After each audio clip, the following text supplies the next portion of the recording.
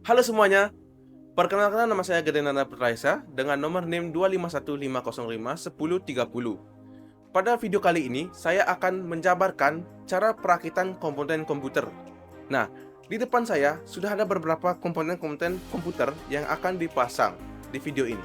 Jadi tidak berlama lagi, langsung saja ke perakitannya. Let's go. Nah, jadi di sini saya sudah mempunyai motherboard dari Intel.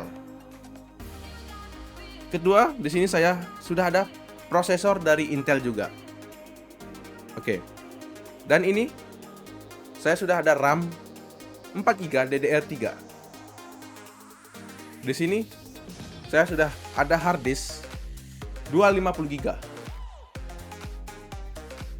Di sini saya ada VGA card atau video graphic card dari Asus.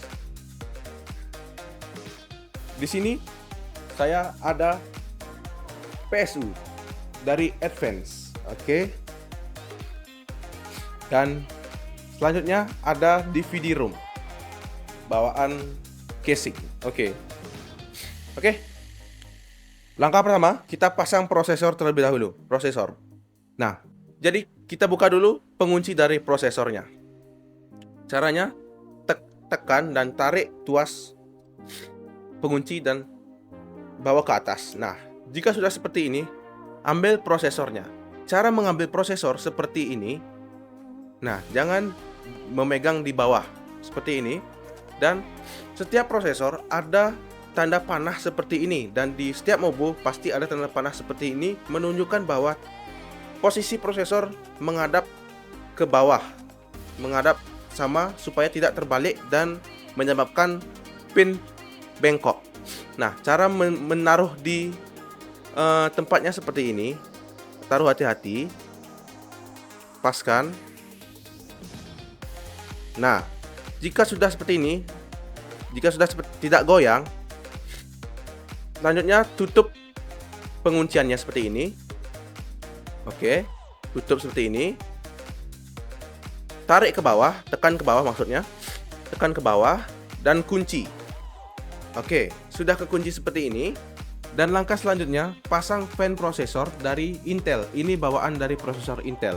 Oke, caranya, di mobu ada 4 buah bolongan, dan di fan prosesornya ada 4 buah soket pin seperti ini. Nah, jadi teman-teman paskan saja seperti ini di setiap bolongan di mobu. Nah, jika sudah pas, tekan.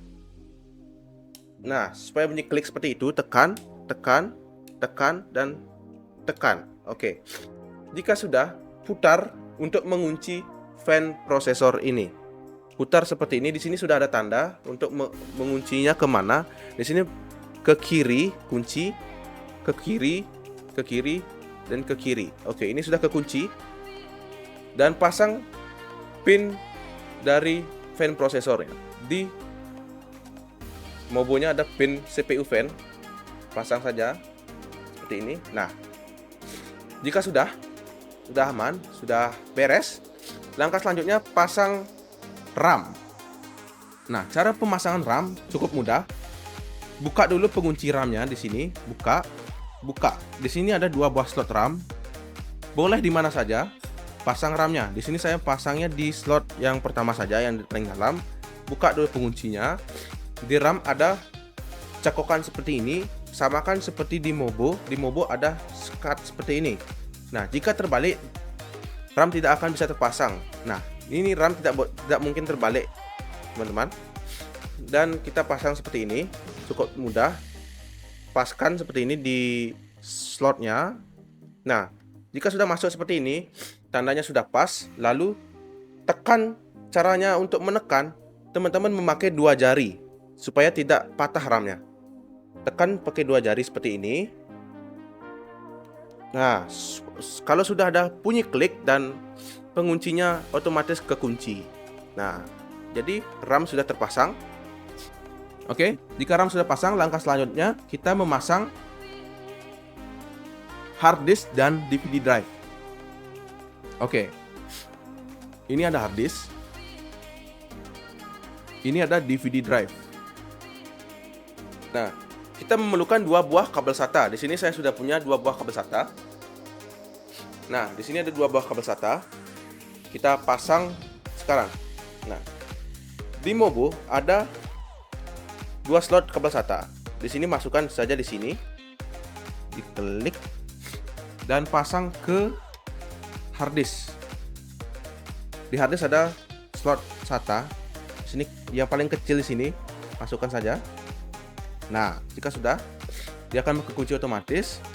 Kedua, kita pasang kabel SATA untuk DVD drive. Masukkan di slot yang kedua.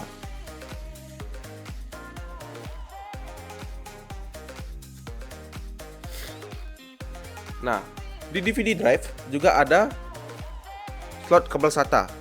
Yang paling kecil sama juga seperti harddisk. Paling kecil masukkan, sudah selesai.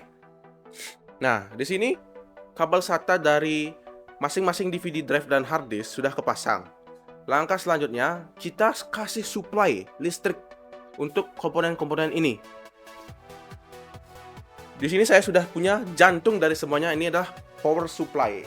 Nah, dari Advance. Nah, oke, power supply kita taruh di sini supaya tidak ribet ya. Nah, sudah selesai. Selanjutnya, di sini masih berantakan. Kita rapikan dikit. Nah, langkah selanjutnya, yang pertama-tama teman-teman pasang adalah kabel 24 pin dari PSU ke motherboard. Di motherboard ada pin konektor 24 pin. Nah, teman-teman di sini masukkan saja. Dan tidak mungkin terbalik. Kalau terbalik, dia tidak akan bisa masuk. Nah, di sini kita masukkan saja. Untuk kabel 24 pin, kita tekan supaya kekunci. Nah, di sini sudah kekunci. Selanjutnya, pasang kabel 4 pin prosesor yang ada di dekat prosesor ini. Pasang kabel 4 pin yang dekat prosesor ini. Cari di PSU teman-teman, kabel 4 pin untuk prosesor. Nah, di sini sudah ketemu 4 pin untuk prosesor. Tancapkan saja di sini, tidak mungkin terbalik. Nah,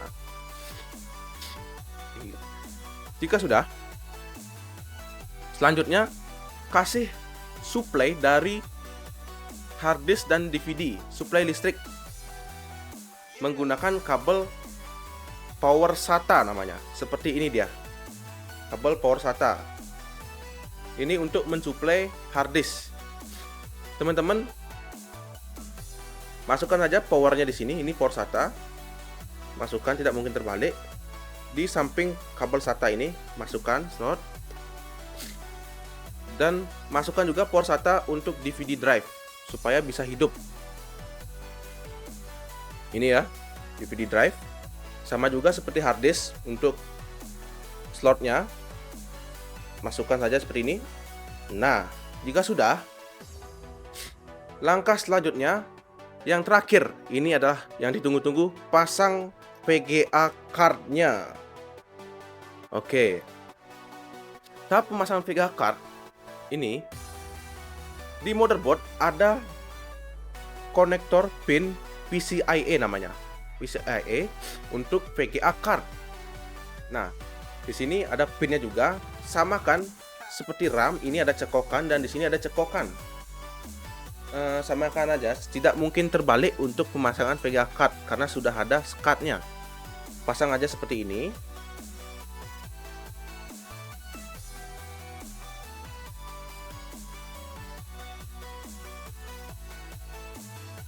Tancapkan. Nah, jika sudah tertancap, jika sudah tertancap, penguncian VGA-nya akan terkunci secara otomatis, sama seperti RAM dia.